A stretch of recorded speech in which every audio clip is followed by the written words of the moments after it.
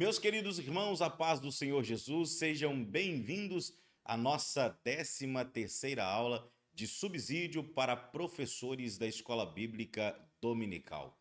Hoje é Natal, então Feliz Natal para você, para sua família, para todos que irão acompanhar esta videoaula. Gratidão estar aqui com vocês mais uma vez e poder compartilhar das Sagradas Escrituras. Hoje vamos falar sobre as promessas de Deus são infalíveis. É a nossa 13ª aula da Escola Bíblica Dominical e eu desejo que todos os alunos tenham aprendido muito ao longo desse quarto trimestre que nos trouxe poderosas lições. Eu sou o pastor Ronan Ramos, sejam bem-vindos, vamos à nossa aula. Antes, eu gostaria de fazer uma pequena revisão com vocês do nosso trimestre e logo após faremos a leitura do texto áureo e também da leitura bíblica em classe. Esse trimestre ele teve como objetivo nos ensinar a confiar e a desfrutar das bênçãos que o Senhor nos prometeu através das Sagradas Escrituras. Nesse trimestre, nós observamos algumas promessas para Israel. Promessas para Israel como de ser uma grande nação, que o reinado do Messias estaria instaurado através da nação de Israel e também do plano de salvação para a nação de Israel, que seria o modelo ou o projeto piloto para a salvação de toda a humanidade. Esse trimestre ainda nos apresentou promessas para a igreja como sinais sobrenaturais. Aqueles sinais que seguiriam e que seguem aos que crêem. Ainda para a igreja, o Senhor nos promete, através das Sagradas Escrituras, revestimento de poder, dons espirituais, até porque a igreja é uma instituição espiritual, e a promessa de vida eterna. As promessas para a igreja ainda incluem poder, e os dons de poder, que são dons do Espírito Santo, são ensinados, praticados por nós pentecostais. Também vamos falar um pouquinho sobre a glorificação do corpo, que ao longo desse trimestre nos acompanhou falando sobre esta bem-aventurada promessa do Senhor para nós. Todas essas promessas estão condicionadas. Sabemos que no âmbito da promessa bíblica existem promessas incondicionais, ou seja, aquelas de que o homem não precisa fazer nada para que elas o alcance, mas existem promessas que são condicionadas a alguma coisa. As promessas que nós relatamos ao longo desse trimestre são promessas que estão condicionadas a crer, ser fiel e obedecer. Então, as promessas aplicadas ao longo do quarto trimestre, que será concluído na aula de hoje, elas estão condicionadas ao crer, ao ser fiel e ao obedecer. Então sejam muito bem-vindos que a gente vai falar um pouquinho sobre a aula de hoje. Chegamos à última lição deste trimestre. Portanto, eu quero que vocês saibam que as promessas de Deus, todas elas, são infalíveis. Não há falibilidade nas promessas de Deus. Até porque o nosso Deus é um Deus infalível.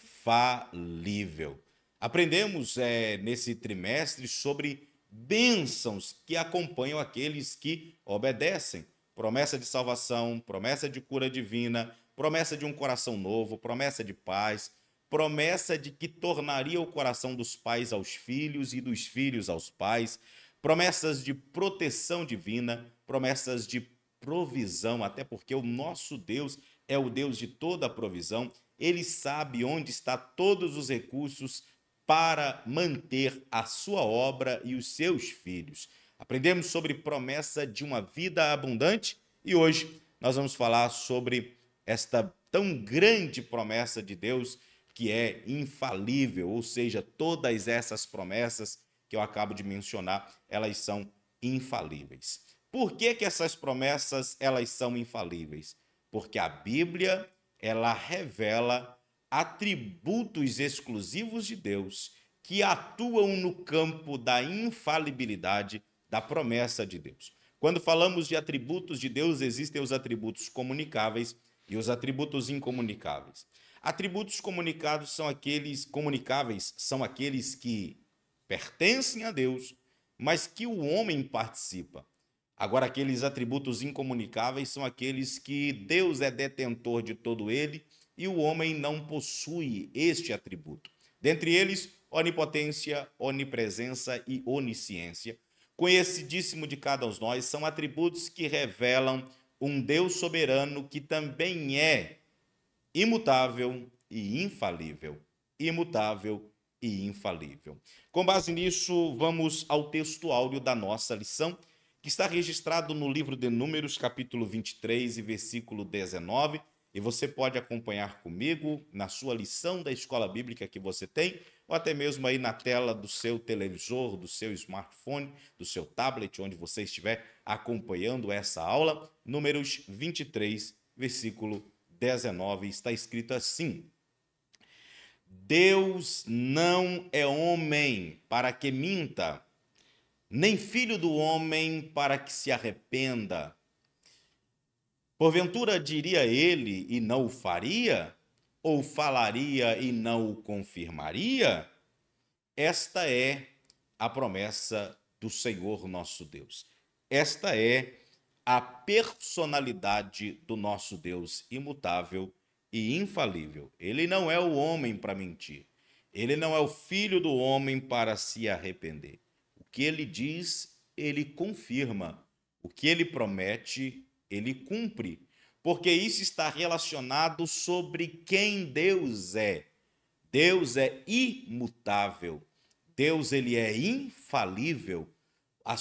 Os seus atributos incomunicáveis de onipotência, de onipresença e de onisciência relacionam isso a Deus. Então ele não mente, ele não se engana e ele não se arrepende. Caminhemos mais um pouco, porque a palavra-chave para nós hoje é infalibilidade. E logo quando olhamos para a palavra infalibilidade, ela está relacionada à onipotência. Porque somente quem é detentor de todo o poder, quem é onipotente, consegue ser infalível, consegue ser indestrutível, consegue ser inabalável. O nosso Deus, ele é onipotente e por isso ele é infalível. Mas ele não é apenas onipotente, ele ainda é absoluto. Sobre tudo, sobre todos, ele é absoluto, ele é soberano, ele está acima no céu. Sua soberania está instaurada sobre homens, sobre pessoas, sobre reinos, sobre principados, sobre potestades. Não há ninguém além dele, não há ninguém acima dele. Ele é absoluto. Não apenas isso, mas ele também é imutável. Deus não muda. A sua personalidade, os seus atributos, a sua divindade, a glória que há nele o torna imutável. E isso é glorioso e comunica a infalibilidade de Deus. Mas não apenas isso, ainda ele é onisciente, detentor de todo e qualquer conhecimento prévio de qualquer situação.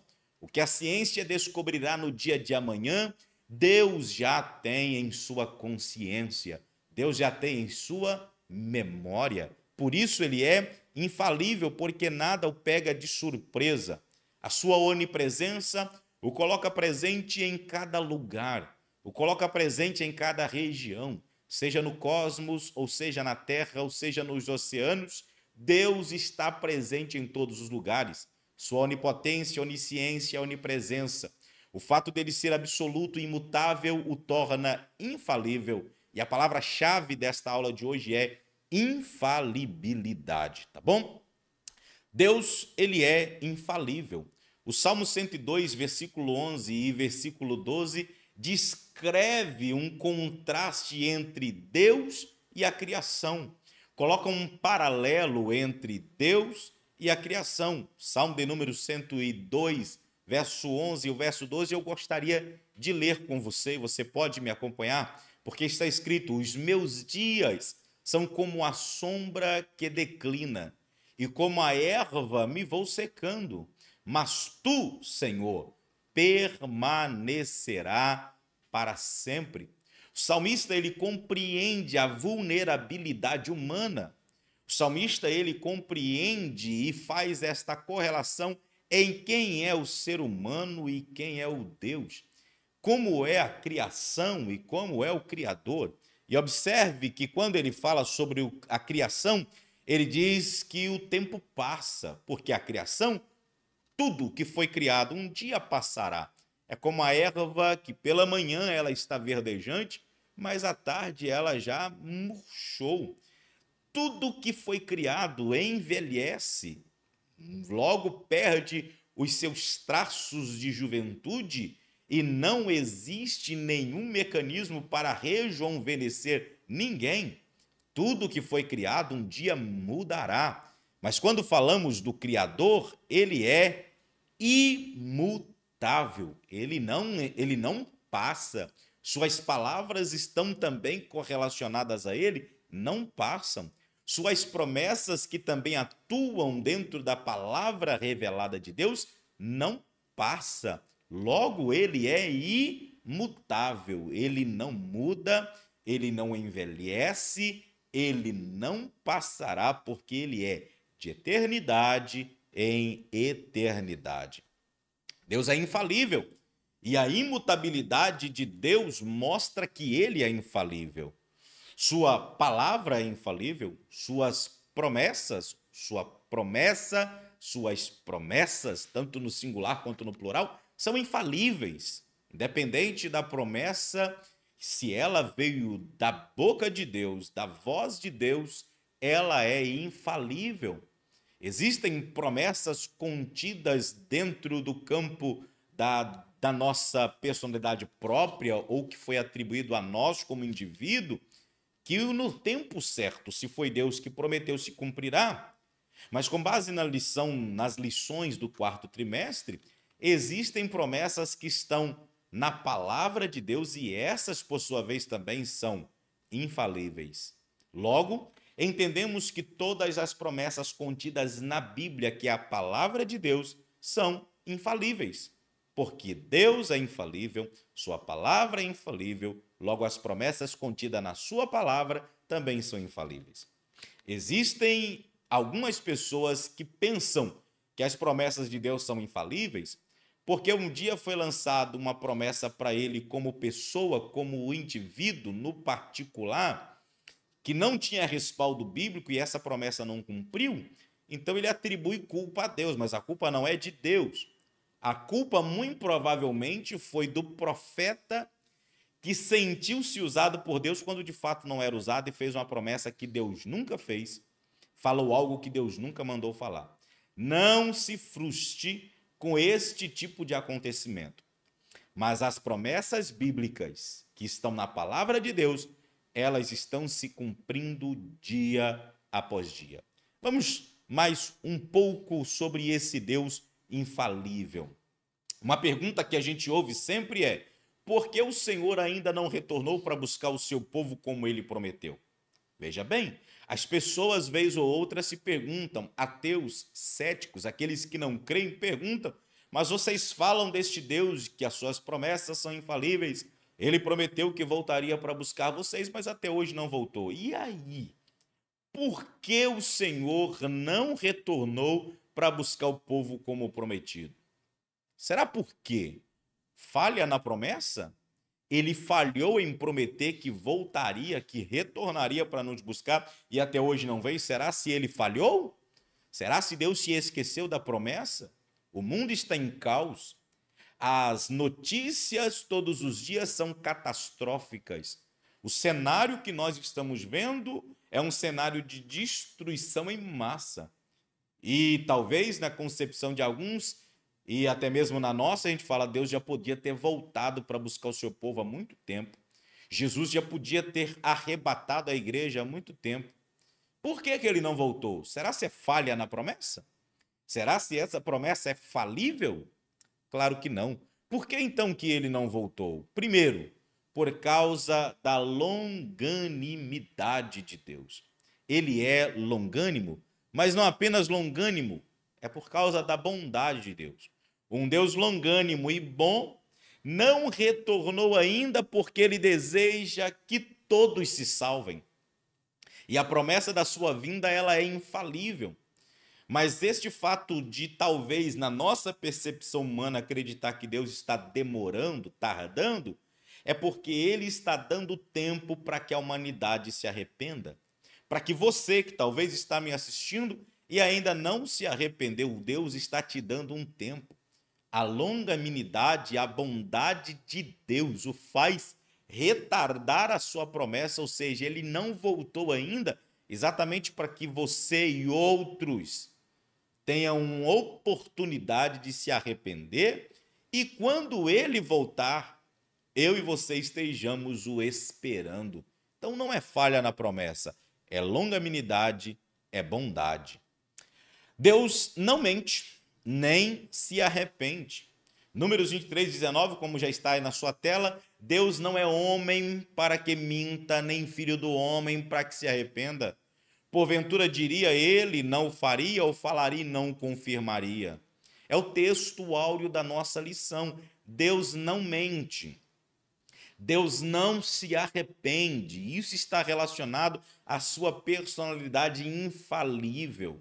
Isso está relacionado a um Deus imutável, a um Deus absoluto. Ele não mente, nem se arrepende, está aí em Números 23, 19. Logo, quando nós olhamos para ainda referências bíblicas, encontramos uma referência um tanto quanto curiosa. Gênesis 6,6 está escrito: então arrependeu-se o Senhor de haver feito o homem sobre a terra e pesou-lhe em seu coração. Espera aí, isso é uma contradição? Porque Números 23, 19 diz que Deus não se arrepende. Gênesis 6,6 diz que Deus se arrependeu. Há uma contradição. Pelo menos na literalidade dos textos existe uma contradição. Porque o mesmo Deus que em Números 23, 19 não se arrepende, não mente, em Gênesis 6,6 se arrependeu de haver feito o homem sobre a terra. Mas eis aí uma expressão: e pesou-lhe em seu coração. Ou seja, Deus sentiu. O que é então isso? É o que chamamos de antropofagismo. Atribuir a Deus sentimentos. Atribuir a Deus sentimentos humanos ou formas com que o homem se relaciona com as suas decisões. Para que o texto bíblico se tornasse mais compreensível a nós, foram utilizados vários tipos de linguagem, metafórica, literária, e logo quando a gente olha para isso, a gente vê que há esta definição para esse sentimento de Deus, que é o antropofagismo. Ou seja, o texto bíblico se utiliza de um sentimento que o homem conhece para explicar uma reação de Deus. Mas espera aqui, Deus se arrependeu de quê? Na verdade, Deus não se arrependeu. Deus se entristeceu, como está escrito no final do verso 6. Pesou-lhe em seu coração. Se entristeceu por causa das escolhas do homem. Deus não arrependeu de ter feito o homem. Deus arrependeu ou Deus entristeceu-se com as escolhas que o homem fizera e por isso ele traz à tona esta definição. Deus pesou-lhe em seu coração. Pois bem, as infalíveis promessas de Deus. As infalíveis promessas de Deus, que é o ponto-chave da nossa lição, e aqui a gente se atém para a nossa conclusão da lição 13, é entender que as promessas de Deus infalíveis estão elencadas dentro da palavra de Deus, como foi tratado ao longo de todo esse trimestre. Porque se trata de um plano glorioso. Que plano glorioso é esse? Um plano glorioso que aponta para a eternidade. Então, promessas infalíveis de Deus, que jamais mudarão e que jamais irão cair por terra, estão correlacionadas a esse plano glorioso de Deus e a eternidade. Que plano glorioso é esse? O mistério da salvação foi revelado como promessa infalível de Deus. Um Deus que planeja, executa e faz conhecido o seu propósito. O plano da salvação fica bem didaticamente explicado quando nós entendemos que Deus, no seu coração, ele planeja a salvação da humanidade.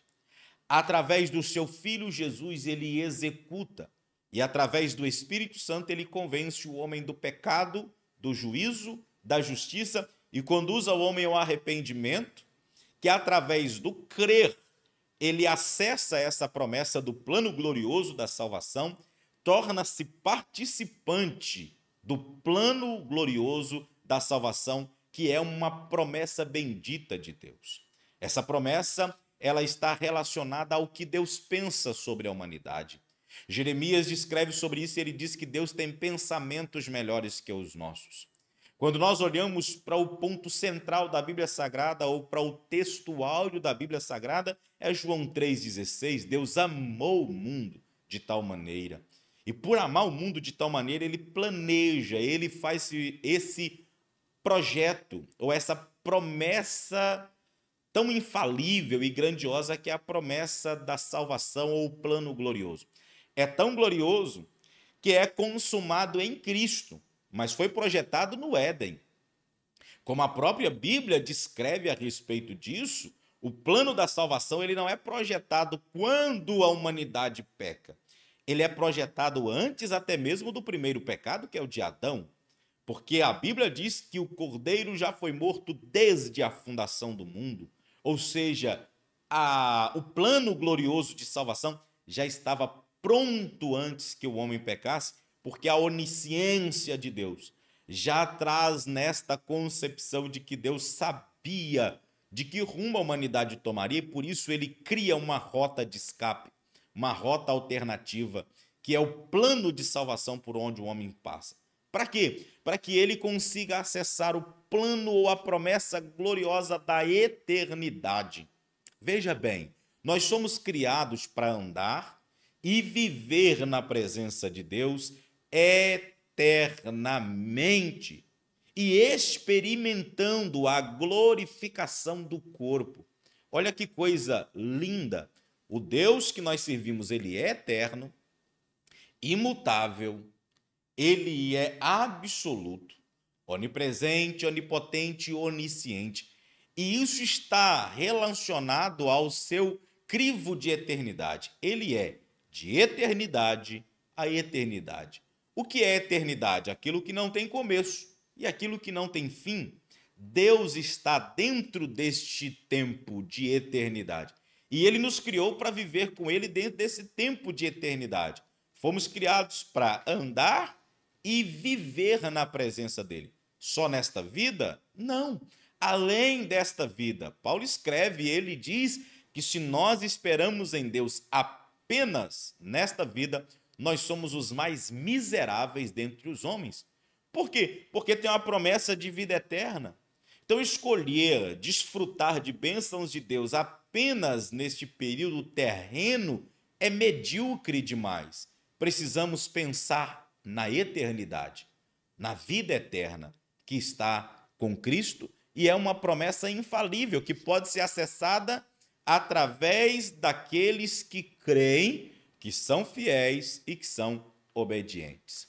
Esta promessa, ela é forjada na promessa infalível, ou seja, essa esperança da vida eterna, da consumação dos séculos, ela é forjada na promessa infalível.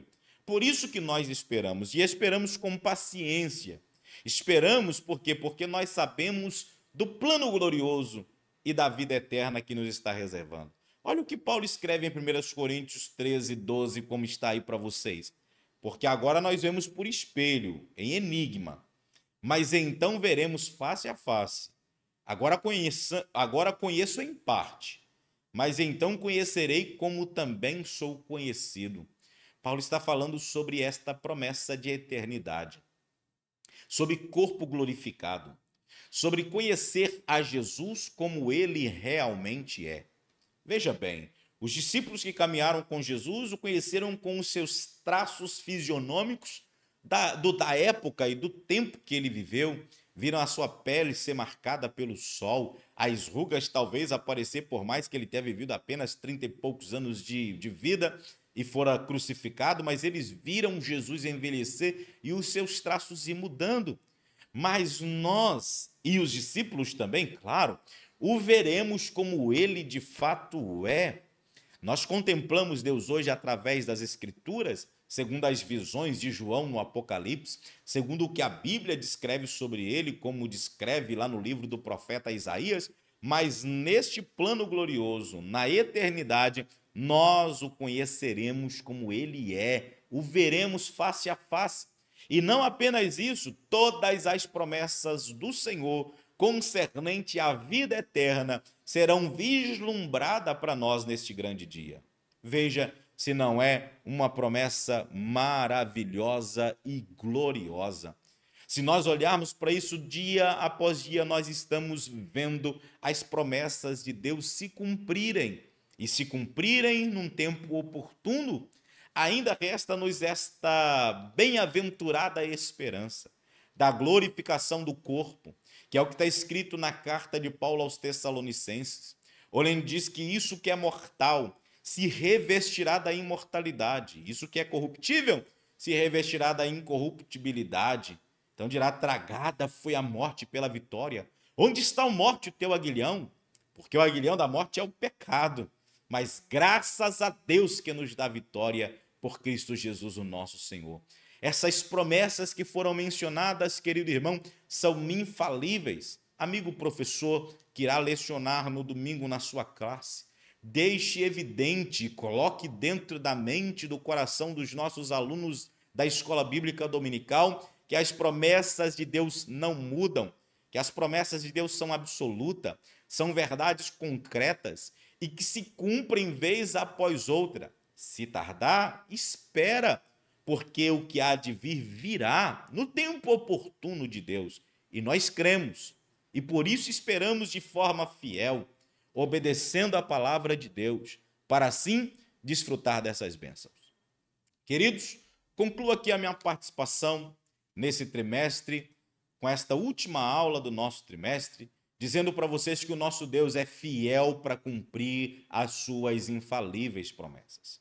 Confiemos em Deus e na força do seu poder. Eu quero orar por você.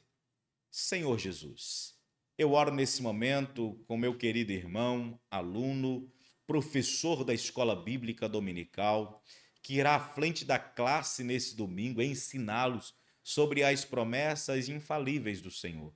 Meu Deus, é bem verdade que algumas pessoas se frustraram ao longo do tempo com coisas que o Senhor nunca mandou prometer, mas nós queremos firmar-nos nas promessas contidas na Tua palavra e firmados nela, crendo nelas, nós iremos avançar até o dia da nossa redenção.